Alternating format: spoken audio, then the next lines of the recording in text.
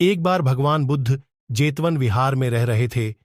भिक्षु चक्षुपाल भगवान से मिलने के लिए आए थे। उनके आगमन के साथ उनकी दिनचर्या, व्यवहार और गुणों की चर्चा भी हुई। भिक्षु चक्षुपाल अंधे थे। एक दिन विहार के कुछ भिक्षुओं ने कुछ मरे हुए कीड़ों को चक्षुपाल की कुटी के बाहर पाया और उन्होंने चक्षुपाल की निंदा करनी शुरू कर दी कि उन्होंने इन जीवित प्राणियों की हत्या की।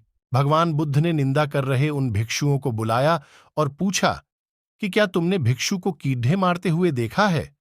उन्होंने उत्तर दिया, नहीं। इस पर भगवान बुद्ध ने उन साधकों से कहा कि जैसे तुमने उन्हें कीड़ों को मारते हुए नहीं देखा, वैसे ही चक्षुपाल ने भी उन्हें मरते हुए नहीं देखा और उन्होंने कीड़ों को जानबूझकर नहीं मारा है, इसलिए उनकी भर्त्सना करना उचित नहीं है।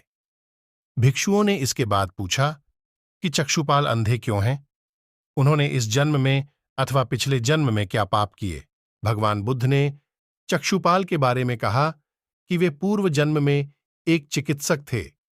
एक अंधी स्त्री ने उनसे वादा किया था कि यदि वे उसकी आंखें ठीक कर देंगे तो वह और उसका परिवार उनके दास बन जाएंगे।